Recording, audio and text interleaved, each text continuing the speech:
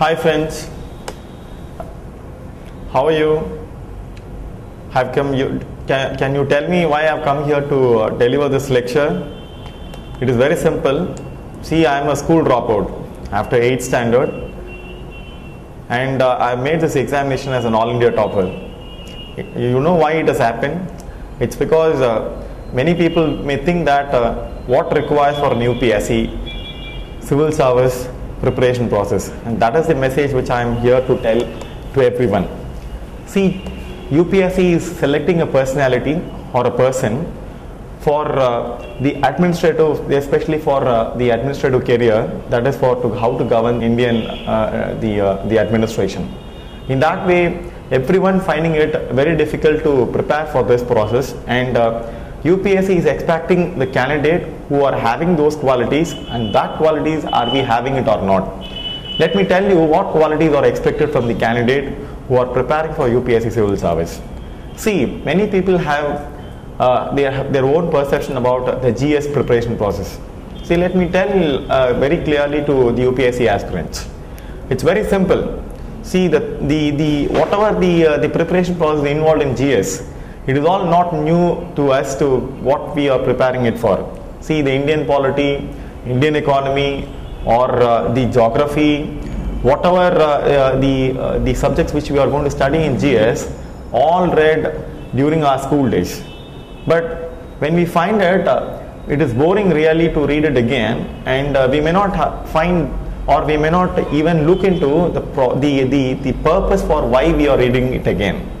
And any person completing his +2 graduation, he specializes his studies, and he has more lenience towards that particular subject. Suppose I have completed my +2 graduate, schooling, +2 schooling, and I may be interested to become a mechanical engineer.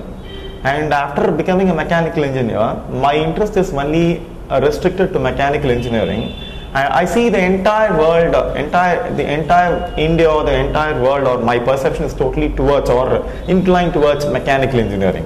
So I never look into the other issues, or my perception is very much restricted. But for an administrator, it's very important, because an administrator here, he is going to manage, or he is going to administrate, or he is going to lead the organization which is having various specialized subjects, and that specialized subjects requires at least some basic knowledge to handle. See, I am an English literature graduate. If I have been told to manage any meteorological department, or a department which is collecting the revenue for the government, definitely I will be finding, because I may not know what is the credit or what is the debit, what the accounts of a particular subject, and how these accounts are prepared, how to scrutinize these accounts. Definitely it's a very difficult process being an English literature graduate, and that is why the UPSC or the government here expects the candidate that to have the general awareness on all these subjects, and that is the intention of the UPSC, that to expose you in all these subjects like Indian polity, Indian economy, Indian national movement, Indian history, and the geography which consists of the Indian geography and the world geography, and also the current affairs, national current affairs, world current affairs, and also in current affairs we have basic issues to be dealt at the local level also. See, one thing we should be very clear about the GS preparation process. When I prepare for GS, I said already, we have read already in our schooling days. But what makes difference between the school, when we read it in our school, and also when we are preparing for UPSC?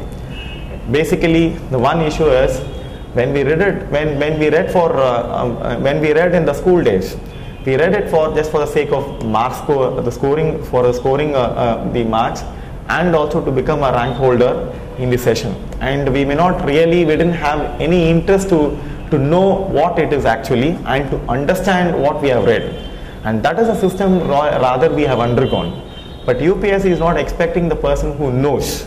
Rather, he expects a person who understands and applies whatever he has understood. So it is the application of the knowledge that is more important for a person who prepares for the GS.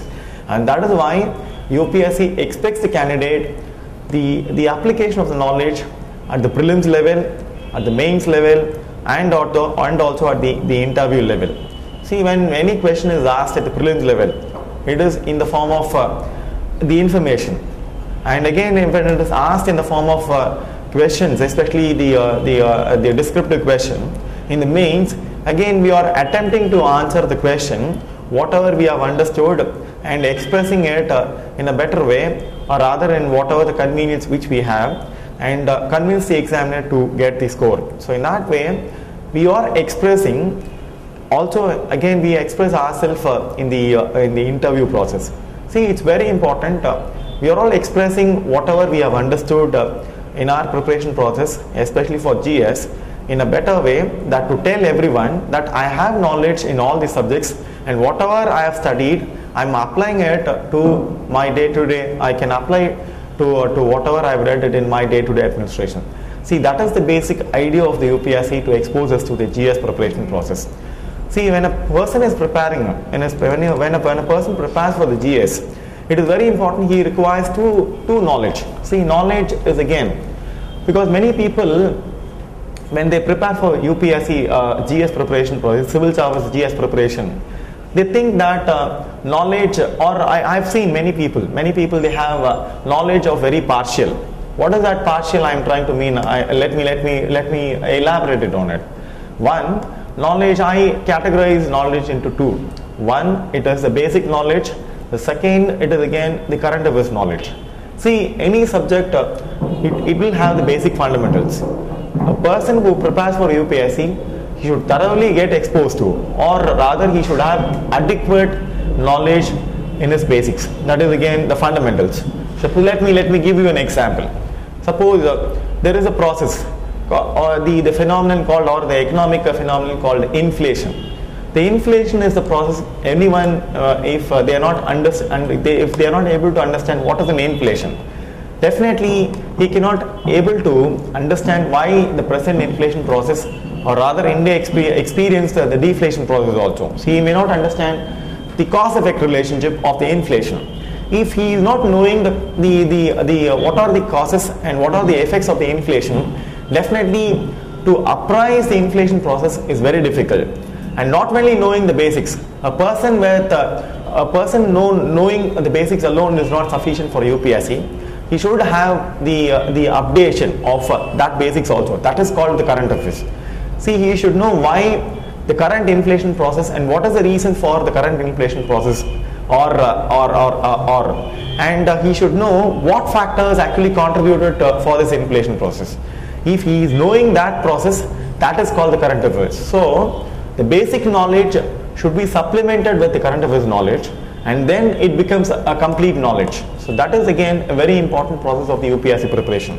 I found many candidates who have a partial knowledge. They are very strong in basics, or very strong in current affairs, because normally every aspirant have the biased, or rather we can say it, I can say it as a lenient towards, because anyone may lean towards the basic knowledge, because I may not be very much interested in current affairs. Why to update it, and let me update it at last.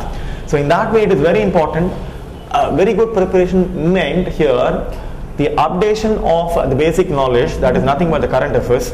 And a person should always establish the relationship between the basic knowledge and also the current affairs knowledge. Then only he can apply whatever he has read it in the GS in the preparation process in his examination. Because I have seen many questions, UPSC questions, they are not completely, or they are not purely basic question or purely a current affairs question. It is a combination of both.